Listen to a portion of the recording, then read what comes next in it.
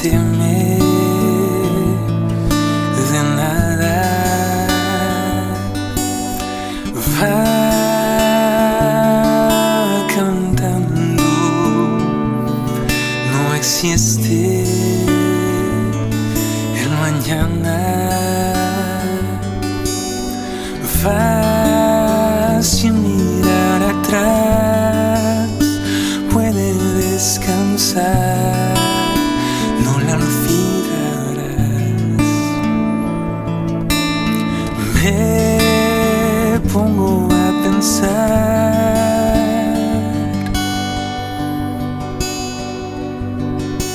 si cuidas de una ave, cuidarás de mí. Te entrego mis temores, tú les pones fin, y en el centro de tus sueños cuidarás de mí.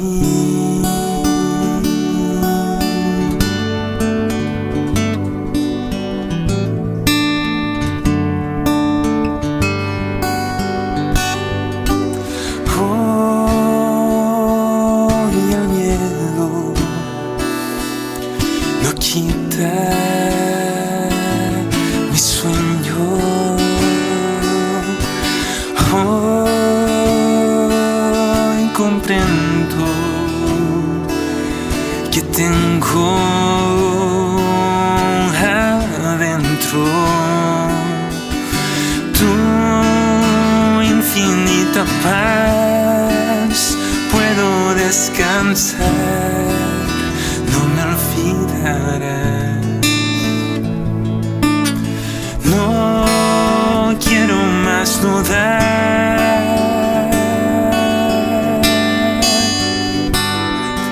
Si cuidas de una ave, cuento más de mí. Te entrego mis temores, tú les pones fin, y en el centro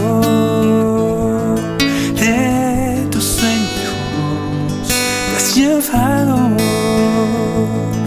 todo el miedo.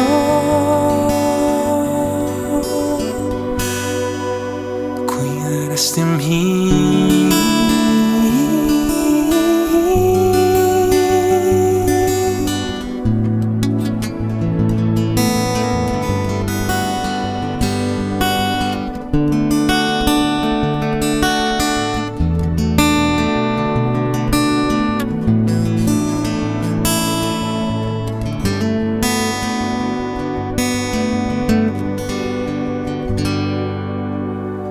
Cuidarás de mí.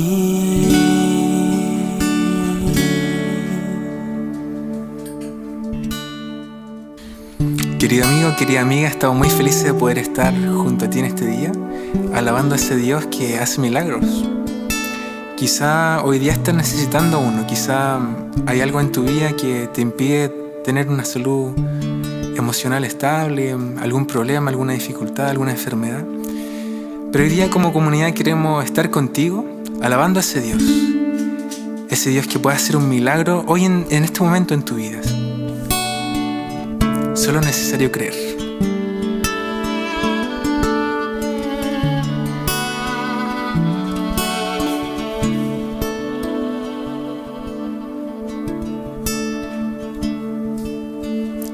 ¿Has visto alguna vez el sol detenerse un día entero solo por un hombre?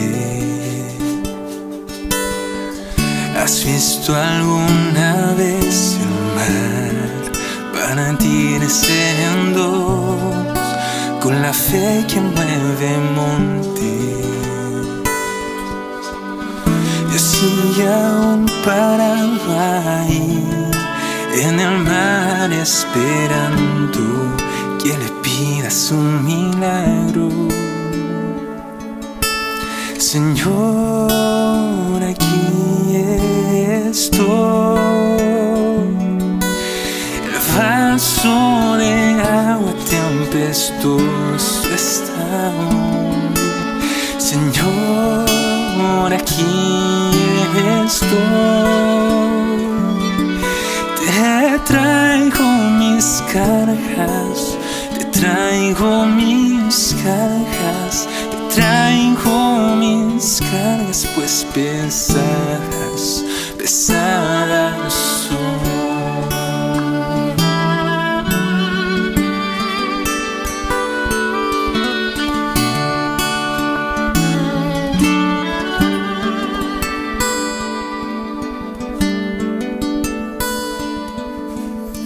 Has visto ya la tempestad detenerse de repente con solo una palabra. Has visto fuego descender a la voz de la oración de un hombre que confiaba. Dios puede aún parar el sol y calmar las tempestades de tu corazón. Señor, aquí estoy. El vaso de agua tempestuoso está hoy. Señor, aquí estoy. Te traigo mis cargas, te traigo mis cargas, te traigo mis cargas, pues pesadas, pesadas son.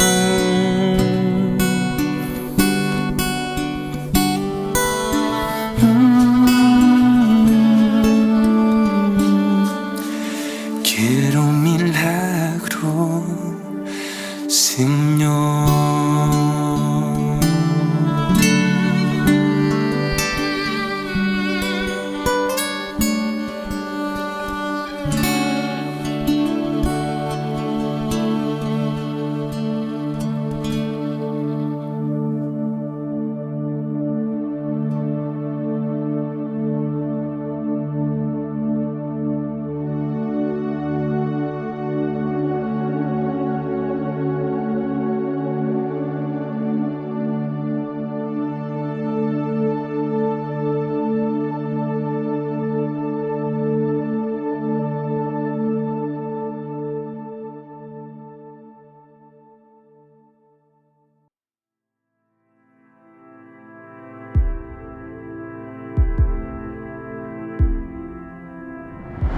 El gran intercambio, ese es el título del mensaje de hoy, el gran intercambio.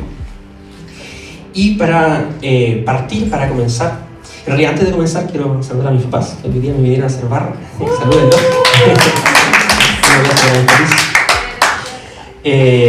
Y ahora sí, para comenzar, quiero contarles una historia. Esta es la historia de Leonardo. Leonardo. ¿No hay ningún Leonardo? ¿No? ¿Su segundo nombre es Leonardo? ¿No saliste escultor, pintor?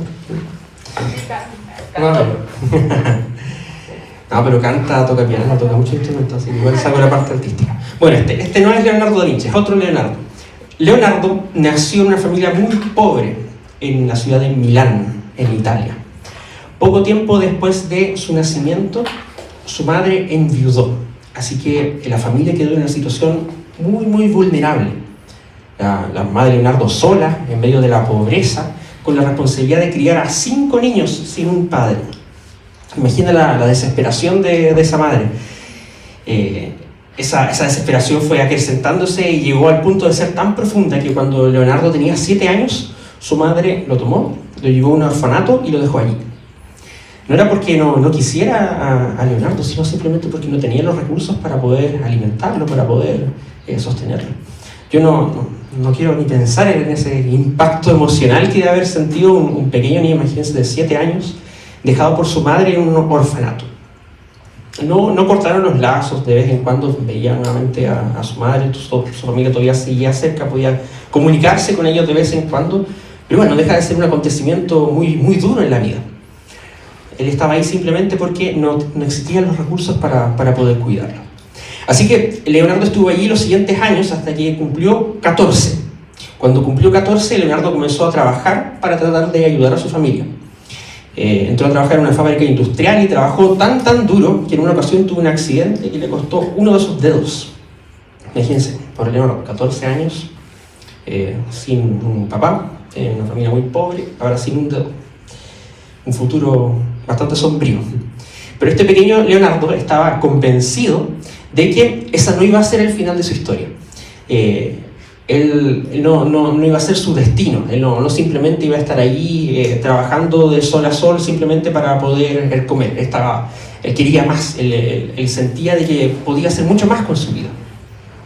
Así que él comenzó a planificar y comenzó a soñar. Cuando tenía 19 años, comenzó a asistir a algunos cursos de capacitación de entidades de educación superior para hacer a tomar clases en el fondo de ingeniería industrial. Iba en el fondo a esos cursos durante la noche y trabajaba durante todo el día para poder costearlos y también para poder mantenerse. Era una vida muy difícil, pero él tenía planes, tenía sueños. Y no mucho tiempo después, Leonardo comenzó a trabajar para una empresa que fabricaba anteojos ópticos, como estos. Y le entró una fascinación, una obsesión con los marcos de los lentes. No solo con los cristales, que era lo que todo el mundo quería que quedaran bien, sino a él le interesaba lo que estaba por fuera. Y con los años, y tras mucho esfuerzo, perseverancia, determinación y sueños, Leonardo fue capaz de fundar su propia empresa. Una empresa que, con los años, finalmente comenzó a producir su propia marca de lentes.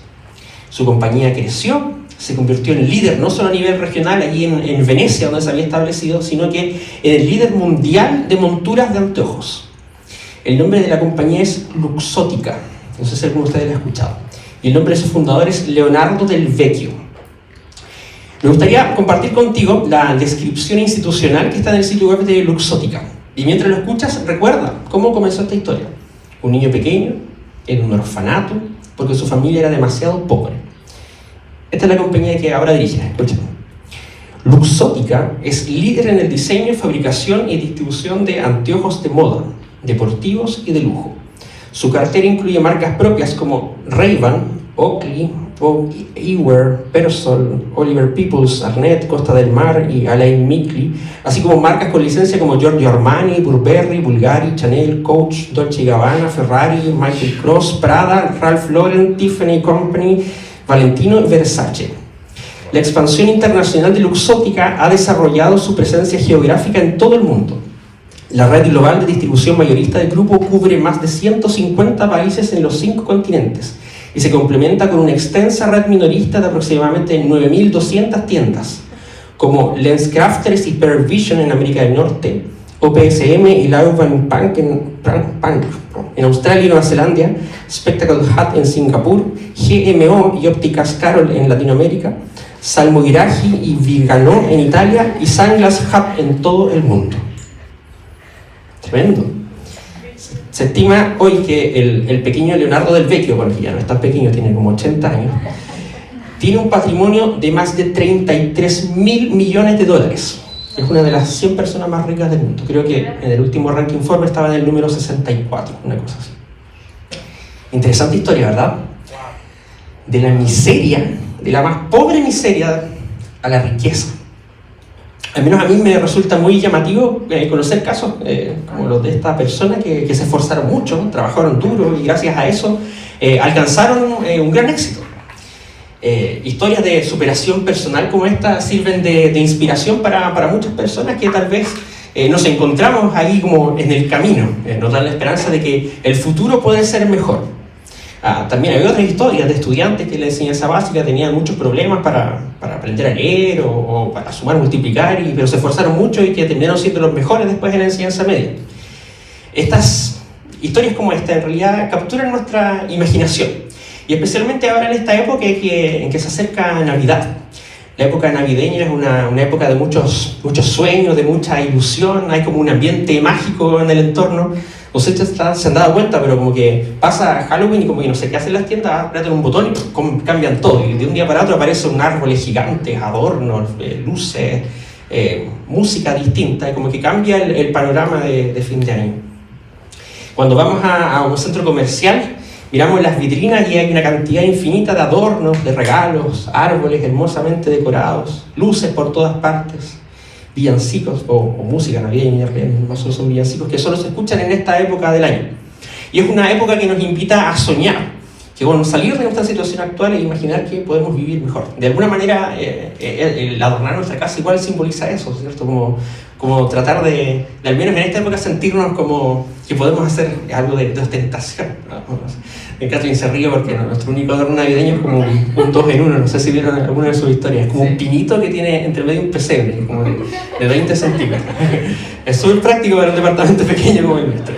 Pero sí, hay personas que les gusta mucho decorar para Navidad, es algo, una fecha que se espera. Y algo más curioso es que cuando vamos al relato de la Biblia, a la primera Navidad, ciertamente no es una historia como la de Leonardo que acabamos de ver, de la miseria a la riqueza. De hecho, la primera Navidad fue una historia de un gran intercambio, por eso le puse ese título a este mensaje, el gran intercambio. Y es un intercambio al revés, de la riqueza a la miseria. ¿Por qué? Escuchen esta cita, no me acuerdo si la puse. Sí, la puse. Es una cita de la escritora norteamericana Ellen White.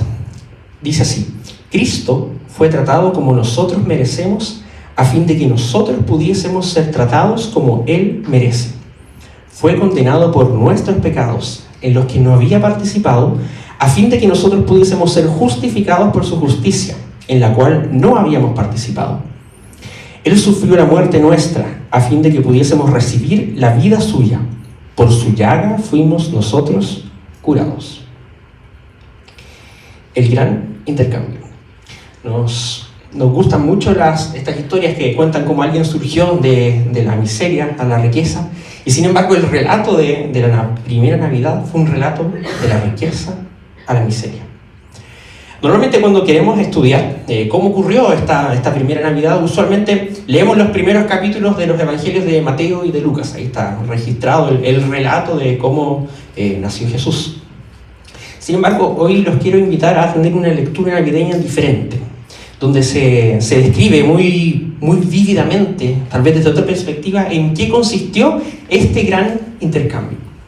Y este texto se encuentra en una carta que envió el apóstol Pablo a la iglesia cristiana que estaba en la ciudad de Filipos, que está en la región de Macedonia. Esta carta, Filipenses, en el capítulo 2, contiene los conceptos más importantes en la Biblia sobre el concepto de la encarnación. Cuando queremos estudiar en qué consiste una de las doctrinas de la iglesia cristiana, vamos ahí a Filipenses 2. Los expertos, las personas que se dedican a estudiar el Nuevo Testamento, creen que este texto era un himno, una alabanza a Jesús que la iglesia primitiva cantaba, así como nosotros cantamos aquí hace algunos instantes. Esta era ahí parte como del himnario de la comunidad primitiva. Vamos a leer desde el versículo 5 en adelante, pero primero necesitamos un poco de contexto, porque en los primeros versículos de Filipenses capítulo 2, Pablo, que es el autor de esta carta, está invitando a sus lectores a una actitud especial. Les lo está invitando a estar unidos, a trabajar juntos en un mismo pensamiento, en un mismo propósito. Él les dice: si Jesús ha transformado sus corazones, si Él ha hecho alguna cosa buena por ustedes, entonces acérquense, júntense, pónganse de acuerdo, tengan un solo corazón, una mente y un espíritu, sean unidos. Y la pregunta que sigue es: ¿cómo? ¿Cómo hacemos esto? En un mundo con tanta división, tanta polarización, tanta violencia como la que hemos visto de paso en el panorama político en estas últimas semanas, ¿cómo hacemos para estar unidos en Cristo? Bueno, Pablo nos dice cómo hacerlo. Y en el texto que vamos a leer dice: tengan la misma actitud, la misma mente que tuvo Jesús. Y luego procede a describir el gran intercambio. Leamos lo que dice Pablo. Este es nuestro texto clave. A partir de él vamos a conversar algunos conceptos a continuación. Filipenses 2:5 dice: la actitud de ustedes debe ser como la de Cristo Jesús, quien siendo por naturaleza Dios, no consideró el ser igual a Dios como algo a que aferrarse. Por el contrario, se rebajó voluntariamente, tomando la naturaleza de siervo y haciéndose semejante a los seres humanos. Y al manifestarse como hombre, se humilló a sí mismo y se hizo obediente hasta la muerte, y muerte de cruz. El gran intercambio. Si hay algo que esta primera parte de la canción, porque después tiene un segundo verso, una segunda estrofa, es que esta no es una historia de pobreza a riqueza como la que conversamos al inicio, sino una de profundo descenso, en vez de una de movilidad ascendente. Descenso de parte de Dios. Ahora, vamos analizando exactamente en qué consistió para Cristo este intercambio. Y comenzamos en lo más alto. El versículo 6 dice: quien siendo por naturaleza Dios. No consideró el ser igual a Dios como algo a que aferrarse. Siendo por naturaleza Dios. ¿Qué quiere decir Pablo con esto? Bueno, la forma más sencilla de decirlo es: Jesús era Dios, completamente Dios. Internaliza eso en tu mente por algún momento. A veces como lo mencionamos, lo cantamos, pero Jesús, antes de venir a la tierra como un ser humano, era Dios.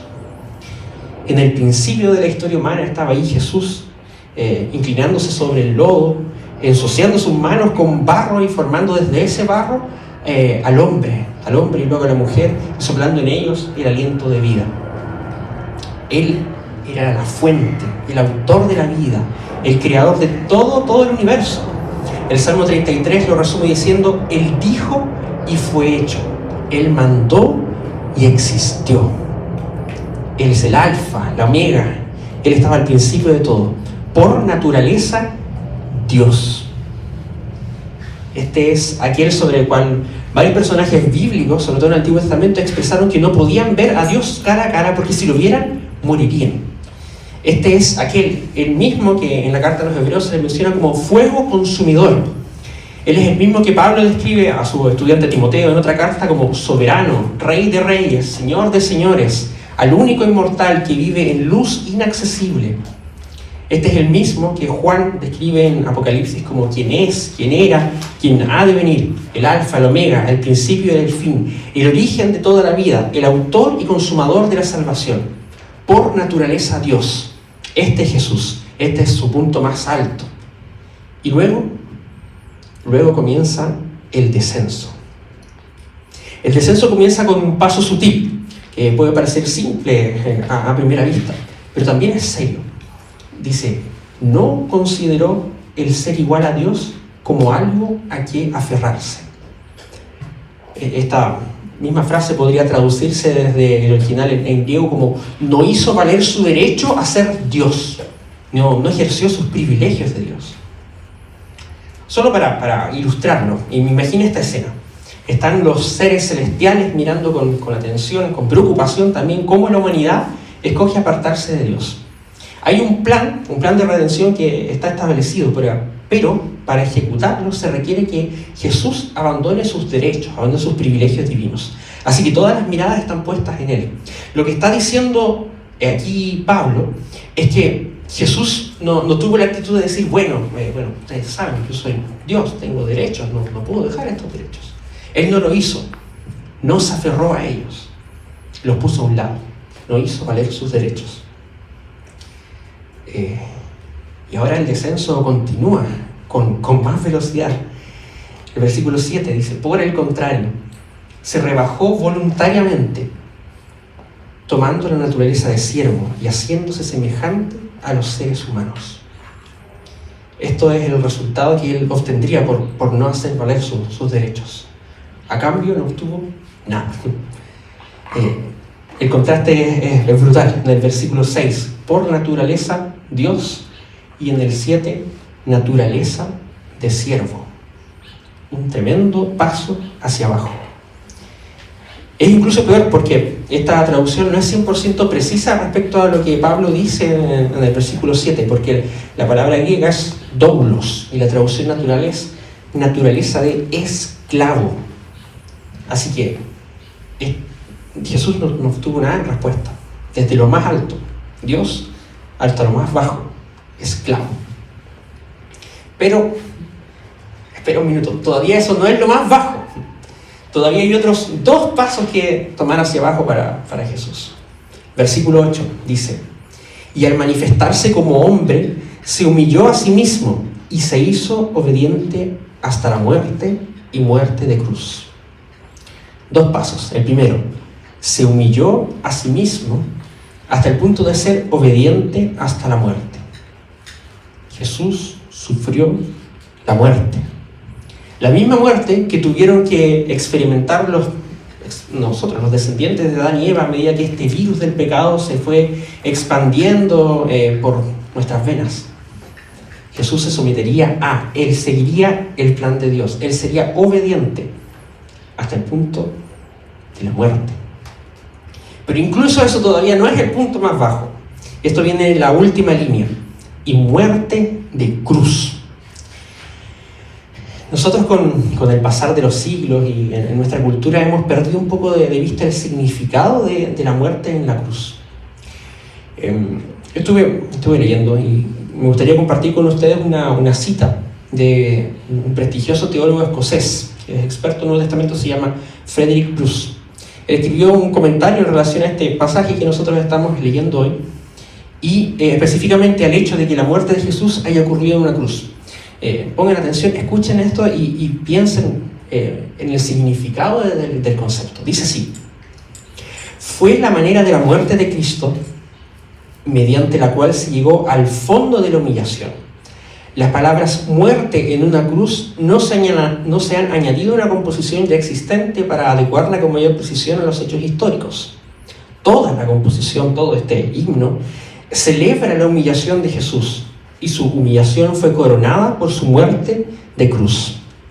Según los estándares del primer siglo, ninguna experiencia podría ser más abominablemente degradante que esa. Es difícil para nosotros, después de tantos siglos cristianos durante los cuales la cruz ha sido venerada como símbolo sagrado, darnos cuenta del horror y el disgusto indecibles que provocaba la mención o incluso el solo pensamiento de la cruz. Según la ley judía, cualquiera que fuera crucificado moría bajo la maldición de Dios.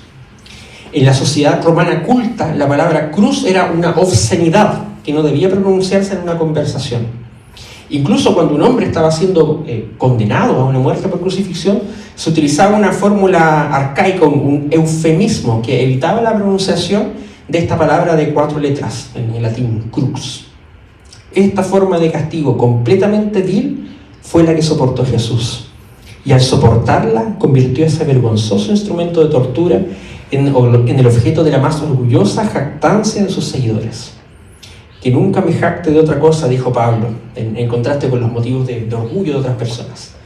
Que nunca me jacte de otra cosa que no sea la cruz de nuestro Señor Jesucristo. Esto, dice Bruce, representaba una alteración incomprensible de todos los valores aceptados de su día para alguien que heredó tanto la actitud judía como la romana hacia la crucifixión.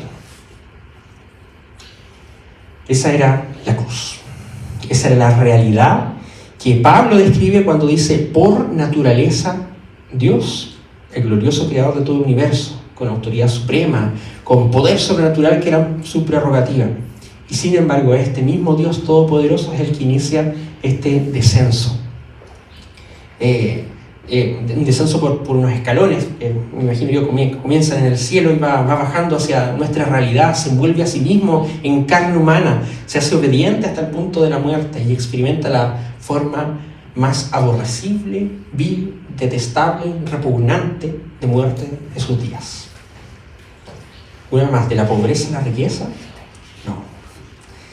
La historia de la primera Navidad es una historia de la riqueza a la pobreza, de la corona a la miseria. Nosotros la hemos limpiado, maquillado, sanitizado. Cuando se acerca la Navidad instalamos ahí los arbolitos, encendemos las luces, cantan villancicos y se instalan ahí lindos pesebres, representaciones de la escena de la Natividad, que pueden ser de todos los tamaños, de todos los colores, y proclaman la dulce ternura de una madre virgen y su hijo recién nacido. y olvidamos con facilidad que sobre esa sublime y tierna escena hay una cruz proyectando su sombra con toda su repugnante vulgaridad. Hay otro autor que se llama Philip Yancey que captura bien este concepto en su libro El Jesús que nunca conocí. Dice estas palabras: cuando el misionero jesuita Mateo Ricci fue a China en el siglo XVI, llevó muestras de arte religioso para ilustrar la historia cristiana a personas que nunca la habían escuchado.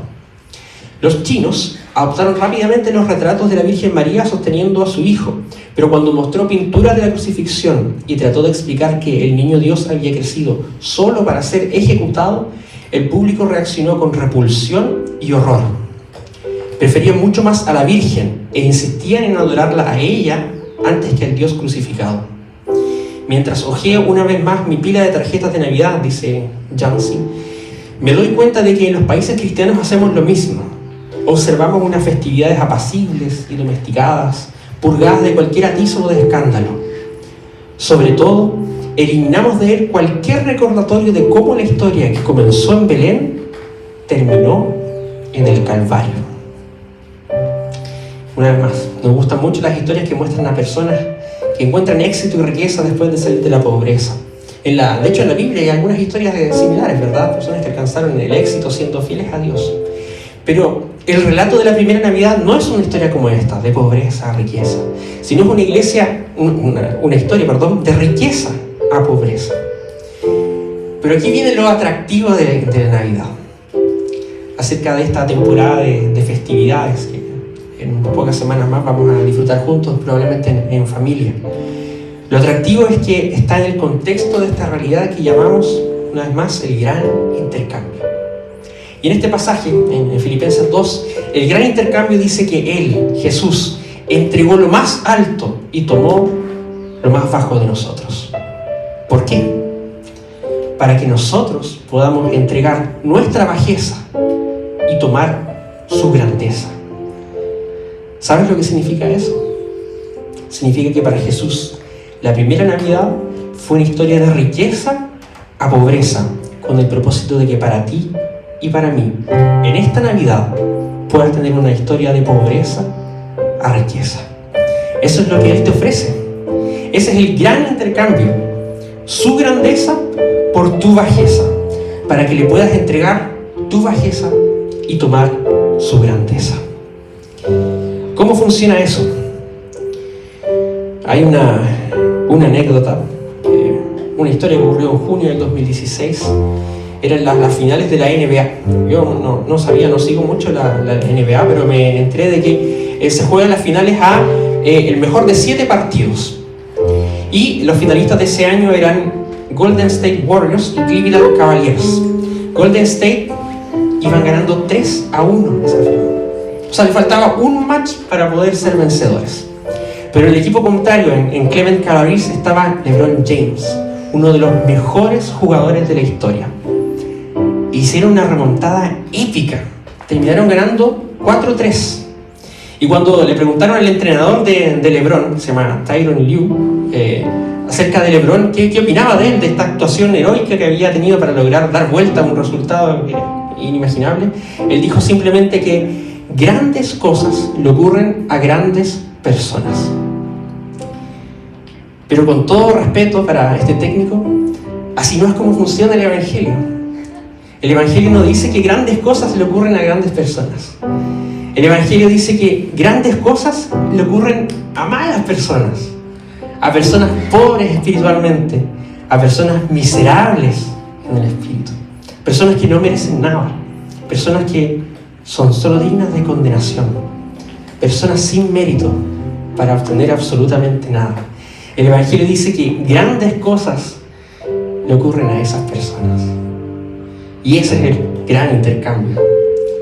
La primera Navidad para Jesús fue una historia de riqueza a pobreza, para que en esta Navidad tú puedas tener una historia de pobreza a riqueza. ¿Y cómo funciona? Una última ilustración de la experiencia personal de un escritor llamado John Sawyer, que cuenta lo siguiente. Él dice que hace unos años, él tenía un amigo. El amigo era dueño de una multitienda de alto nivel. Y estaba muy, muy agradecido de eso, por su amistad, y le entregó como regalo una gift card muy generosa. Y él partió a la tienda, fue a usar su tarjeta. El amigo lo recibió en la tienda, le dio una atención personalizada y caminó con él mientras John, que era el receptor de esta tarjeta, eligió un abrigo, una camisa, un par de zapatos. Y a escondidas se aseguró de mirar la etiqueta de cuánto costaba para poder que el precio de las cosas que fuera a comprar fuera ligeramente superior al límite de la gift card, para que él poder pagar una diferencia y de esa manera mostrar la gratitud que sentía hacia su amigo por ese regalo. Llegó a la caja, puso sus cosas ahí en el mostrador, empezaron ahí a escanearlas y pasó la gift card y el cajero dijo: bueno, parece que solo has gastado un poco de la mitad de tu crédito con nosotros. Y quedó ahí impactado, porque se dio cuenta de que le habían hecho además un 50% de descuento en todas las cosas que había comprado. Así que igual se quedó medio frustrado porque significa que seguía en deuda con su amigo. Así que en un par de semanas volvió con su esposa, decidido a mostrar su agradecimiento por ese amigo, por el regalo que le había hecho, y con toda la decisión de gastar en exceso de esa gift card. Así que fueron allí los dos al mostrador con una gran cantidad de ropa y accesorios que encontraron allí en la tienda, y entregó la gift card y sacó su billetera con toda la intención de pagar la diferencia. Y la persona ahí del mostrador empezó a escanear, a ingresar las compras en el registro.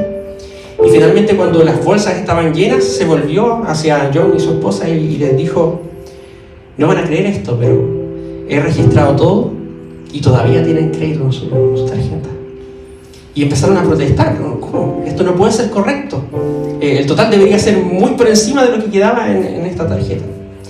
Y el amigo, cuenta que se le acerca y le dice: creo que no entiendes cómo funciona esta gift card. No importa lo que le eches, el total siempre va a ser 0. Y finalmente ahí entendieron la intención. Y él lo hace un paralelo con nuestra vida espiritual, porque en su intento de comprar su salida de esa deuda, había perdido de perspectiva el valor del regalo que este hombre generoso le había dado. Había tenido tanto placer en otorgarle.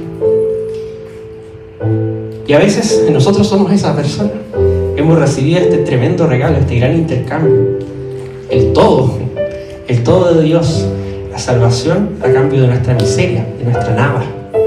Y a veces insistimos en tratar como de hacer mérito, ¿no? De como, no sé, tengo que portarme bien para poder a lo mejor ser un poco más digno de este regalo tan grande. Pero no funciona así, porque cuando intentamos hacer eso, perdemos de perspectiva la magnitud de ese regalo. El pequeño Leonardo, que contamos al principio, no tenía nada, pero luchó para llegar a la cima. Una verdadera historia de pobreza, de miseria a la riqueza. Pero la noticia que tengo para ti en esta Navidad es mucho mejor que esa.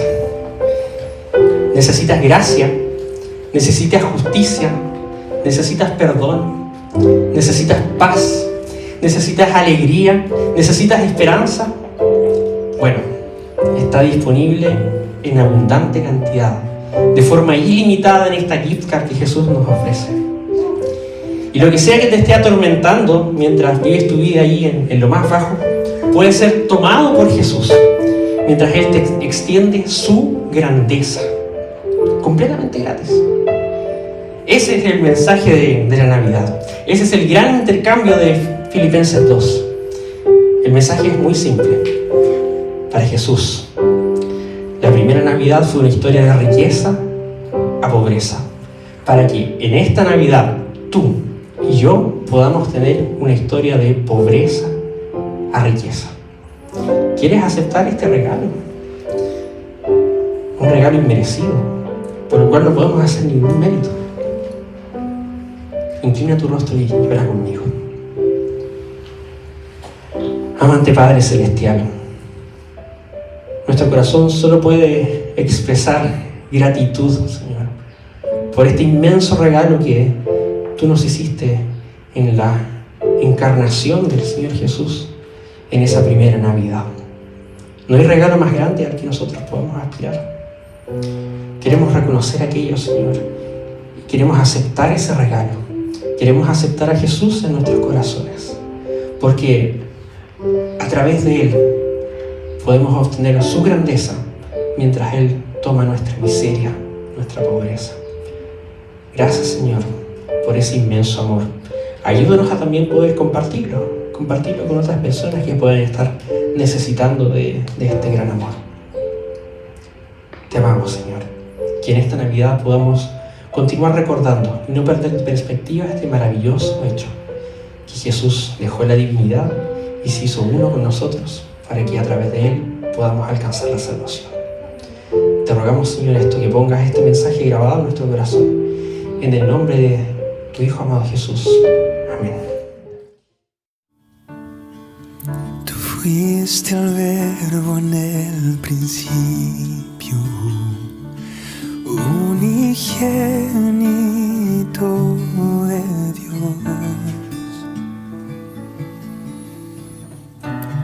El misterio de tu gloria revelado en tu amor. Cuán hermoso su nombre es, cuán hermoso su nombre es, el nombre de Jesús, mi Rey. Cuán hermoso su nombre es, nada se iguala a Él. Cuán hermoso su nombre es, no hay otro nombre.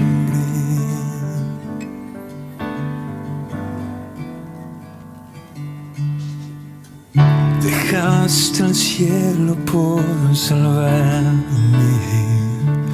me viniste a rescatar. Mi transgresión tú perdonaste, nada nos separará.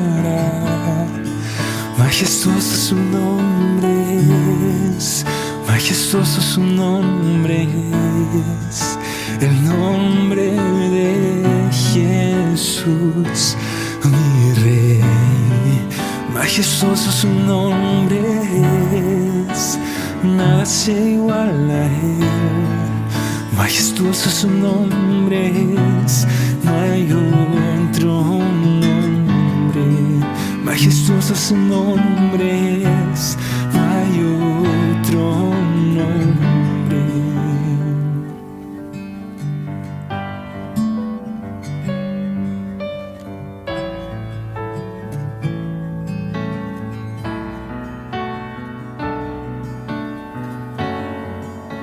La muerte venciste, el velo partiste, la tumba vacía ahora está. Los cielos declaran, tu gloria proclaman. Resucitaste en majestad, inigualable, incomparable. Hoy por siempre reinarás. Tuyo es el reino, tuya es la gloria, tuyo el poder y autoridad. Poderoso su nombre es, poderoso su nombre es, el nombre de Jesús, mi Rey. Poderoso su nombre es, en nada se iguala a Él. Cuán poderoso su nombre es, no hay otro nombre. Cuán poderoso su nombre es, no hay otro nombre. Majestuoso su nombre es, no hay otro.